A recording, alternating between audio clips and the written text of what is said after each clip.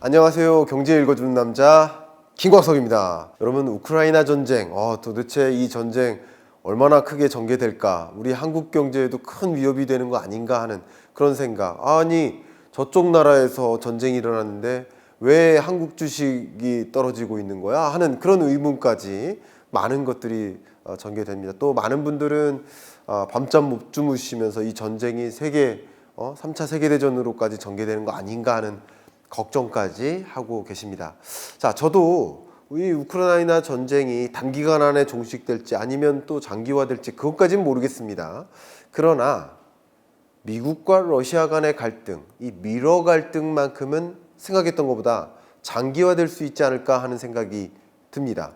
지난 5년 동안 코로나19라는 이 이슈를 잠깐 제외해 놓고 보면 세계 경제에 가장 지배적으로 영향을 미쳤던 그 변수가 미중 패권 전쟁 아니었습니까? 그런데 미중 패권 전쟁도 함께 지속되긴 하겠지만 미러 갈등이 또 다른 변수로 등장하면서 이 세계 경제는 도대체 어떻게 흘러갈까? 중장기적인 변화까지 분명히 우리 앞에 등장할 것으로 우려가 됩니다.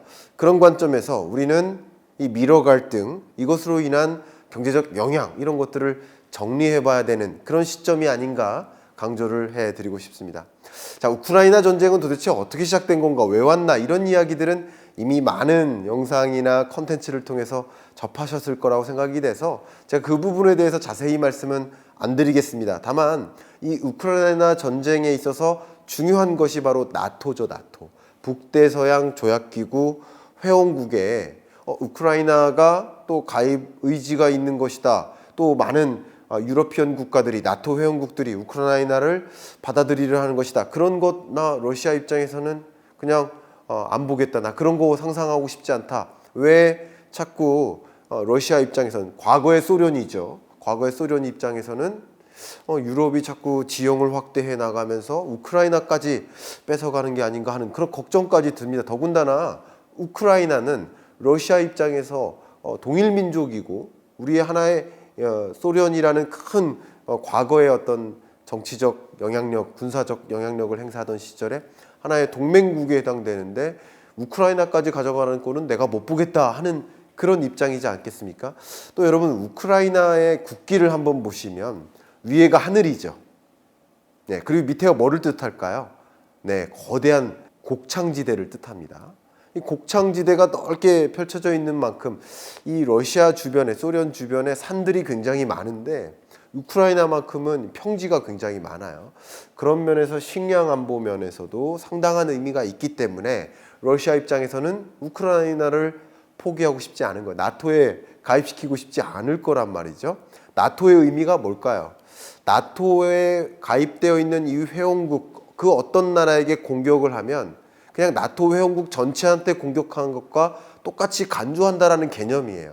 그만큼 우크라이나가 나토에 가입하는 것은 받아들일 수가 없겠다라는 그런 입장이겠죠. 그런 면에서 이 전쟁이 생각했던 것만큼 더 강하게 전개되는 것이 아닌가, 그런 생각이 됩니다. 근데 지금부터는 러시아에 대한 경제 제재를 가함으로써, 영어로는 economic sanction 이렇게 표현합니다. 결국 미국이 중국에 대해서 여러 경제 제재를 가했던 것, 이런 것들을 생각해 본다면 러시아에 대한 경제 제재, 이런 것들을 상상해 볼 수 있어요.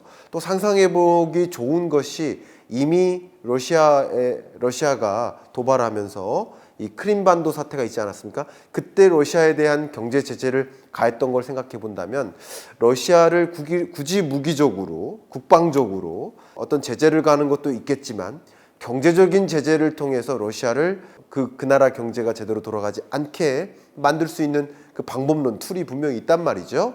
그런 관점에서 어떤 경제 제재를 가할 것이고 그것이 러시아의 경제를 어떻게 영향력을 행사할 것이며, 또 한국은 그런 관점에서 어떤 변화에 직면하게 될지 우리 들여다봐야 되지 않겠습니까? 얼마 전입니다. 여러분, 이 보시는 것처럼 백악관에서 이렇게 제시가 됐습니다. 제가 몇 가지 이 여러 문장들이 있는데 제가 개인적으로 이 바이든의 여러 메시지 중에 가장 중점이 될 만한 그런 메시지를 옆에 정리를 해봤는데 한번 정리된 내용 한번 보실까요? 보시면요. 뭐로 써 있습니까? 2014년에 도입했던 우리 동맹국들이 도입했던 그 어떤 경제 제재를 그 이상으로 내가 가하겠다라고 발표를 한 거고요.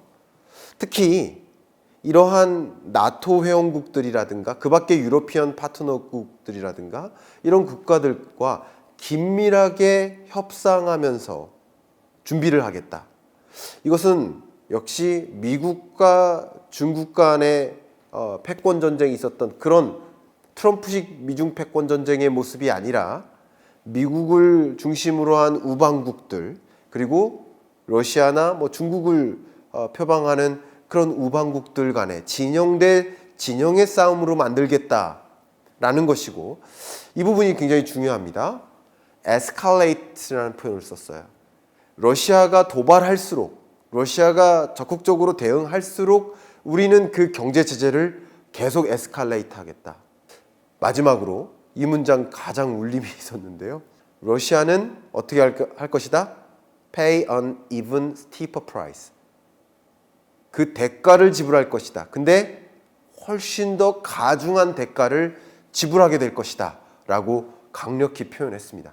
자, 그러면 이 러시아 경제 제재를 통해서 이미 크림반도 사태 때 또 마찬가지지만 결국 러시아가 수출하는 그 수출 지역들의 뭐 50%만큼을 어디에 수출하는지 이 그림, 지도를 통해서 확인할 수 있지 않습니까? 역시 EU도 러시아에 엄청나게 많은 자원을 또 많은 소비재나 내구재를 수출하고 있는 구조예요. 결국 어떤 특정 경제 제재를 가하게 되면 그 러시아만 영향이 있는 것이 아니라 유럽에도 똑같이 영향이 있다라는 것을 보여주는 것입니다. 그런 것을 바탕으로 해서 여러 시나리오들을 바탕으로 해서 어떤 경제 제재들이 가해질 것인지 한번 들여다보면요. 첫 번째는 공급망입니다. 러시아는 유럽의 이 천연가스 공급을 제공하고 있는 이 자원국으로서의 영향을 행사하고 있는데 러시아발 천연가스 공급을 차단하겠다. 그리고 국제 유가나 천연가스 이런 원자재 가격이 추가적으로 상승할 가능성이 굉장히 높겠죠. 2020년 이후에 특히 국제 유가가 마이너스 37달러를 찍고 그 이후에 국제 유가가 폭등하면서 제가 원유에 투자하라 이런 말씀 많이 들었었고 2022년 경제전망서에다가는 원자재에 투자하라라고 말씀드렸는데 왜냐하면 원자재 가격이 계속 폭등할 것이기 때문에 에너지 대전환, 디지털 대전환의 과정에서 또 공급망 병목 현상과 같은 이런 과제에 직면하기 때문에 원자재 가격이 계속 치솟는다 이런 말씀 드렸는데 이런 원자재 가격이 치솟는 과정에서 러시아 사태, 미러 갈등은 더 원자재 가격을 추가 상승하게 만드는 요소가 될 것이다 라는 것이죠. 두 번째, 러시아 경제 제재는 기본적으로 미국 기술이 포함된 어떤 첨단 제품을 수출하는 것을 차단하게 만들 것입니다. 이런 것들은 미중 패권 전쟁에서 이미 있었던 시나리오라고 볼 수 있어요. 반도체라든가 AR이라든가 다양한 품목에 적용이 가능합니다. 이런 것들을 한번 유심히 보시면 좋겠고요. 쉽게 말하면 경제 제재는 러시아로부터 원유 사오지 마, 천연가스 사오지 마 라는 것이고 또 러시아에 이런 반도체 공급하지 마, 자동차 수출하지 마 라는 것이에요. 또 스위프트에서 러시아 금융기관을 배제하는 이런 엄청난 조치를 취했단 말이죠. 그럼 어떤 영향이 있을까요? 러시아에 진출해 있는 기업들이 있단 말이죠. 우리나라는 대략 40여 개 대기업들이 러시아에 이미 진출해 있습니다. 현대자동차, 삼성전자, LG전자 할 것 없이 정말 많은 기업들이 이미 진출해 있고 진출한다는 얘기는 러시아의 현지 법인, 현지 공장이 있는 거예요. 근데 공장을 제대로 구동하기 위해서는 우리나라에서 러시아에 뭐를 수출해요? 자동차를 수출하기도 하지만 자동차 부품을 수출하는 거예요. 그래서 러시아에서 자동차를 생산해서 러시아나 러시아 일대에 수출을 하기 위한 재수출을 위한 그런 방식으로 이 공장을 러시아에 짓고 있는 것이죠. 특히 이 공장 중에 저는 오뚜기 공장이 좀 주목이 되는데 오뚜기는 마침 공장을 증설하던 과정이었어요. 근데 러시아와 어떤 경제 교류하지 마라는 공급망 병목 현상까지 경제 제재까지 가하는 과정. 더군다나 스위프트까지 하게 되면 이 기업들이 수출을 해도 대금 결제가 어려워요. 대금 결제가 계속 지연돼요. 무역 보증도 제한이 됩니다. 또 중요한 것은 그러면 그런 결제 방식이 아닌 다른 우회 결제를 도입해야 되기 때문에 다른 우회 결제를 도입하기 위한 또 추가적인 거래 비용이 증가하지 않겠습니까? 이런 것들이 기업들에게 굉장한 위험으로 작용할 수 있다는 것이죠. 그 세 번째는 또 환율 변동입니다. 루브라 평가 절하가 있지 않겠습니까? 당연한 건 아니겠습니까? 여러분 한번 생각해 보세요. 우리나라에 만약 그럴 일은 절대 있어서는 안 되겠지만 우리나라에 만약에 전쟁이 일어난다. 그럼 우리나라 부동산 가격은 어떻게 될까? 다 떠날 텐데 전쟁이 났을 때 저희 집 아파트가 폭격을 받지 않는 한 이 아파트의 가치는 그대로잖아요. 근데 이 아파트 가격이 떨어진다는 얘기는 뭐예요? 원화 가치가 떨어진다는 얘기죠. 전쟁이 나면 실물 경제 충격이 반영되고 당연히 그 나라 경제의 돈의 가치가 떨어지는 거예요. 루브라 가치가 떨어지는 거예요. 그러니까 러시아는 이것에 대응하기 위해서 또 기준금리를 엄청나게 인상시키는 그런 대응까지 하고 있지 않습니까? 이런 것들이 루브라 평가 절하가 일어나고 이것은 결국 대금을 회수한다 하더라도 루브라 그 가치 얼마 안 되는데 법인 매출이 엄청나게 감소할 것이고 환차손이 발생할 것이고 러시아는 반대로 수입 물가가 엄청나게 상승할 것이고 그럼 러시아에서는 구매력 자체가 줄어드는 것이죠. 그렇겠죠? 러시아가에서 예를 들어서 월급을 얼만큼씩 받고 있는데 그 월급 가지고는 다른 나라에서 수입하는 그런 제품을 살래야 살 수가 없는 현상까지 종이 조각이 되는 것이죠. 그런 어떤 경제 제재로 인한 영향이 있을 것이다 라는 것을 우리는 그림 그려볼 수 있겠습니다. 특히 러시아 스위프트 배제 이거는 굉장히 중요한 현안이 될 것이고요. 국제 간 어떤 송금이나 지급 결제를 위해서 하나의 네트워크를 형성해 놓고 있는데 여기서 러시아가 배제되면 물론 그동안 러시아가 탈달러화를 추진해 오면서 이런 것들에 큰 영향이 없지 않겠느냐라고 하고 있겠지만 이것은 상당한 충격입니다. 러시아가 무역이라 하면 수출과 수입인데 수입 수출 전면에 걸쳐서 큰 통제가 가해지고요. 러시아의 여러 해외 직접 투자라든가 그 밖에도 여러분 주식 투자라든가 해외 투자 자금이 몰린다든가 이런 전반에 걸쳐서 굉장한 혼란을 가져올 수 있다. 금융 불안을 야기할 수 있다라는 것이죠. 그런 측면에서 러시아를 말 그대로 봉쇄시키는 그런 영향이 있을 것입니다. 한국 경제에 어떤 영향이 있을까? 이런 부분에 대해서 관심 많이 있으실 텐데 우리나라 수출을 한번 보시면 얼마만큼 충격이 있는지를 한번 예의를 주시한다는 측면에서 2014년 크림반도 사태 때를 한번 돌아가 볼게요.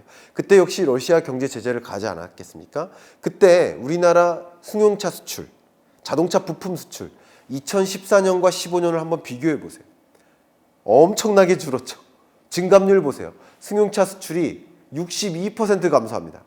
자동차 부품 수출도 39% 이상 감소합니다. 그 밖에도 합성 수지나 칼라TV라든가 그동안에 우리가 러시아에 많이 수출했던 주요 수출 품목들에 있어서 전반에 걸쳐서 가격도 하락하겠지만 루브라의 가치가 하락하면서 그런 문제도 있겠지만 결국 수출 물량 자체가 경제 제재로 걸리면서 수출량이 전체적으로는 53.7%나 감소한 사례가 있어요. 이런 전례를 바탕으로 러시아의 경제 제재를 가하면서 우리 2022년에는 2021년보다 우리나라 전체 수출 주요 대상국 중에 러시아가 12국입니다. 이런 국가에게 상당히 많은 그 수출 규모가 이마만큼 줄어든다는 것은 우리나라 수출에도 상당히 영향이 있을 수밖에 없지 않겠습니까? 또 한국 경제에 어떤 충격이 있는지를 여러 가지를 들여다볼 필요가 있겠지만 현재 우리나라의 주요 수출 품목 1위 품목이 바로 승용차예요. 2위가 자동차 부품이고요. 그 밖에 철 구조물 수출도 많이 하고 건설 중장비라든가 화장품 이런 강판 이런 것들도 수출을 많이 하는데 이런 것들이 집중적으로 충격이 있지 않겠느냐라는 것을 생각해 볼 수 있겠고요. 역시 반도체 수출도 상당한 비중을 차지합니다. 그런 것들이 역시 한국 경제 수출의 제약 요인이 되겠다라는 것입니다. 이런 것들이 결국 수입에도 영향을 미치지 않겠습니까? 우리나라는 결국 러시아로부터 뭐를 수입했을까요? 우리나라 교육 대상국으로서 러시아가 뭐 10위 대상국이라고 하지만 수입만큼은 8위, 9위를 왔다 갔다 합니다. 그만큼 더 많은 양을 러시아로부터 수입해오고 있는데 뭐를 수입할까요? 나프타, 원유, 유연탄, 천연가스 이런 에너지 혹은 원자재, 무연탄 같은 이런 것들을 많이 수입하고 있는 구조입니다. 결국 우리나라의 4대 에너지 수입을 보시면 원유, 천연가스, 나프타, 유연탄 이게 러시아로부터 수입하는 가장 중요한 품목들인데 이런 것들의 공급이 그만큼 이루어지지 않으면 그만큼 대체제를 찾아야 되잖아요. 그러면 세계 원유 공급량 2위국이 러시아인데 이 러시아로부터 원유 수급이 제대로 안 되면 국제 유가가 상승하고 또 러시아가 아닌 다른 나라로부터 원유나 천연가스, 나프타 이런 것들을 수입해야 되니까 결국 우리나라의 수입 물가가 상승할 수 있어요. 그런 것들은 이 4대 에너지 수입 단가를 보시면 2020년 12월과 2021년 12월을 좀 비교해 보시면 수입 단가가 뭐 높게는 162%나 상승하지 않았습니까? 그러니까 수입 단가마저 올라가고 있는 지금에 이렇게 4대 에너지 수입이 차질이 있고 러시아로부터의 수입이 차질이 있고 다른 대체제를 찾아가고 국제적으로 그런 가격이 계속 상승하는 그런 과정에서 우리는 소비자 물가 상승 그것들이 결국 인플레이션 위협을 가중시킨다라는 것이죠. 한국은행에서도 2022년 물가 상승률을 기존에는 지난 8월이죠. 21년 8월까지만 해도 뭐 약 1.5% 상승밖에 안 될 것이다라고 봤다가 근래에는 3.1%나 하이 인플레이션 시대가 온다라고 전망을 하고 있거든요. 인플레이션 위협을 또 가중시키기도 합니다. 수출이라든가 금융 혼란, 인플레이션 위협 이런 다양한 측면에서 충격이 오는데요. 제가 인플레이션 이 이슈는 제가 추가적으로 더 집중적으로 논의하기 위해서 따로 챙겨놨거든요. 그 부분은 다음 주를 기대해 주세요. 인플레이션 위협이 오게 되면 결국 기준금리 인상 기조에도 변화를 가져다주고 그런 것들은 또 중앙은행의 통화정책 판단에도 영향을 미치고 그건 또 역시 또 다른 측면에서 주가에도 영향을 미칠 수 있기 때문에 다음 주를 기대하시면서 결국 이 러시아 발 혹은 미러 갈등이 이 세계 경제 그리고 한국 경제에 상당한 충격을 주겠다라는 것을 생각해 보시면서 다음 주에 다룰 이 물가, 인플레이션 그런 것들은 또 어떤 영향이 있을지 한번 생각해 보시면서 이번 주 강의를 마무리해 볼까 합니다. 감사합니다.